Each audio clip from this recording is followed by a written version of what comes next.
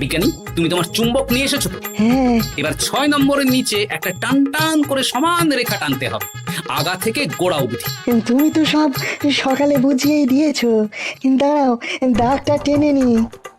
একদম 6 নম্বর খোপ অবধি যাচ্ছে, সেই অনুযায়ী টান টান করে দাগ টানো। টানছি, তুমি বাইরে নজর রাখো। নজর রাখছি। কাজ হয়ে গেছে, তুমি একবার অনুশীলন করে দেখে নাও। হ্যাঁ, দেখছি। শুরু করো। শুরু করছি। একদম পাক্কা আছে। দূর, কেউ ডাকেনি, অকারণে সময় নষ্ট করলো। কতগুলো খদ্দের ফিরে গেছে কে জানে। কি হলো মন্ত্রী মশাই, এত রাগ কিসের? রাগ হবে না, ওরই বেটা আমার সাথে মজা করছিল। বেশ অনেকজন খদ্দের ফিরে গেল। আমার কত ক্ষতি হয়ে গেল। আমি খেলে আপনার ক্ষতিপূরণ দিতে পারি। কি, তুমি খেলবে? হ্যাঁ, ভাগ্য পরীক্ষা করতে দোষ কোথায়?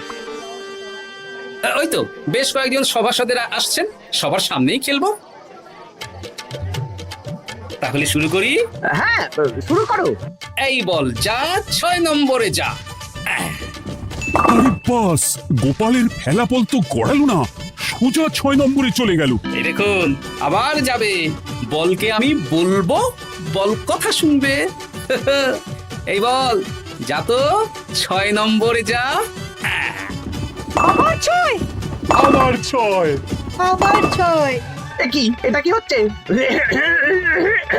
যা বল, এটাও 6 নম্বরে যা।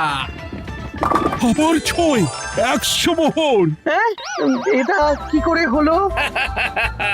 দিন মন্ত্রী মশাই, 100 মোহর দিন। ইয়ে, না মানে মন্ত্রী, দাও বলছি। আমি আবার খেলবো। 6, আবার 6। আবার 100 মোহর। আর নেই।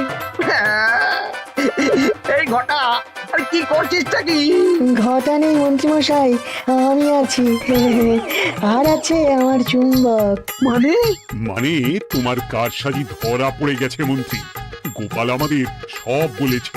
আপনি যেমন ছলনা করে ভাগ্য পরীক্ষার ব্যবসা করছিলেন, তেমনি গোপালও ছলনা করে আপনার ব্যবসা উল্টে দিল।